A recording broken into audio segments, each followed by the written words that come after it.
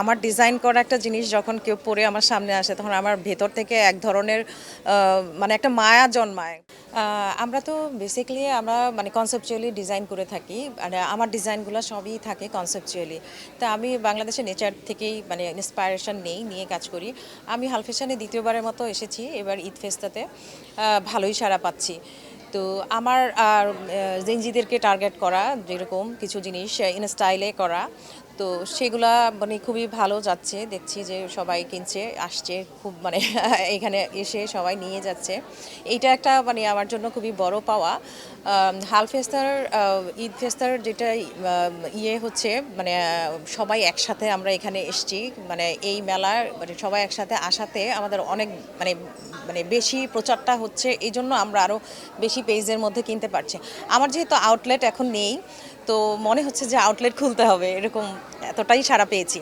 আসলে আমরা যখন অনলাইন থেকে কোনো কিছু কিনতে চাই মাথায় আসে না আসলে কোথা থেকে কিনবো, কোথায় ভালো পাবো। সেই ক্ষেত্রে আসলে এইরকম একটি মেলা আসলে সমস্ত উদ্যোক্তাকে এক ছাদের নিচে চলে আসা কতটা আসলে ক্রেতাদের জন্য আসলে উপকার। এটা আসলে একটা বড় ব্যাপার এই জন্য যে আপনার এখানে এসে ধরে দেখতে পাচ্ছে। আমাদের তো আসলে আমরা বাঙালির যে একটা ঐতিহ্য আছে যে আমরা একটু ধরবো, টেক্সচারটা ধরবো, ফ্যাব্রিকটা ধরবো, ধরে দেখে বুঝে কিনবো, এই মানে প্রচলনটা আছে আমাদের। তো সেই সুবাদে হচ্ছে কি মেলাতে আসাতে যেটা হচ্ছে যে ওনারা ধরে দেখে ট্রায়াল, এখানে ট্রায়াল রুম আছে, ট্রায়াল দিয়ে কিনতে পারছেন। তো এটা আমাদের জন্য একটা বিশাল একটা ব্যাপার। আর ওটা থেকে একটা আমার ব্র্যান্ডিংটা হচ্ছে যে কোয়ালিটিফুল হচ্ছে, ওটা ওনারা মানে রিভিউ দিচ্ছে যে না ভালো, কোয়ালিটি ভালো। তো একসাথে আসাতে আমাদের মেলার প্রচারটা যেরকম হচ্ছে সেটাতে আমাদের কেনাকাটাটাও ভালো, মানে বিক্রিটা ভালো হচ্ছে, আর ক্লায়েন্টরাও হ্যাপি হচ্ছে কিনে। অনলাইনে তো আসলে অনেকেই কিনে, সবাই আসলে অভিযোগ যে আসলে ছবিতে যে এরকম দেখি আসলে বাস্তবতার সাথে কোনো হ্যাঁ, মিল নেই। সেইটার এরকম জন্যই। আসলে ফেস করেছেন কিনা এই মেলাতে এসে? না, আমি আমার শিবনী ফেস করেনি, কারণ আমরা সবসময় চেষ্টা করি যে অথেন্টিকটা দেওয়ার জন্য। কারণ আমার মানে ব্র্যান্ড যেহেতু আমি তো ডিজাইনার, তো ওইটা চিন্তা করে আমি আমার ক্লায়েন্টকে হ্যাপি করার জন্য খুব প্রাইসটাও রিজনেবল রেখেছি, সেই সব চিন্তা করে আমি ভালো জিনিসটাই দেওয়ার চেষ্টা করছি।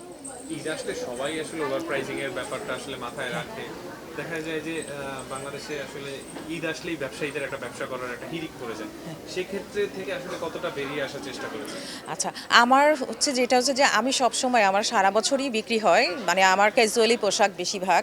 তো এইটা আসলে আমি প্রাইসটা রিজনেবল দেওয়ার চেষ্টা করি, কারণ ডিজাইনার পোশাক হিসেবে আমি চাই যে আমার ডিজাইনগুলো সব ক্রেতা পড়ুক এবং আমার গ্রাহকরা হ্যাপি থাকুক। সেই সুবাদে আমি প্রাইসটাকে একদমই রিজনেবল রেখেছি।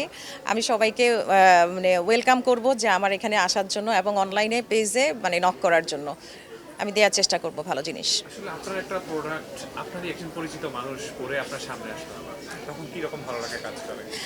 আমি এটা আসলে অনুভূতিটা আমি আসলে বোঝাতে পারবো না, কারণ হচ্ছে আমার ডিজাইন করা একটা জিনিস যখন কেউ পরে আমার সামনে আসে তখন আমার ভেতর থেকে এক ধরনের মানে একটা মায়া জন্মায় পোশাকের প্রতি, যে আরও ইন্সপায়ার হই আমি তখন আরও ভালো কাজ করার জন্য, যে আমাকে আরও ভালো কিছু করতে হবে। উনি পরেছে আমার জিনিসটা, মানে এটা একটা অনেক বিশাল বড় একটা ইন্সপায়ারেশন জন্মায় ভিতরে। কখনো জানতে চাওয়া হয়েছে যে পোশাকের যে খুব কি ছিল? হ্যাঁ, আমি প্রায় সময় জিজ্ঞেস করি যে আপনার এটা কমফোর্টেবল হয়েছিল কি না, কেন আপনার কাছে কি জিনিসটা আরামদায়ক হয়েছে কি না, তখন ওনারা সব সময় রিভিউ দেয় যে বেস্ট, এবং রিপিট কাস্টমার আসে আমার।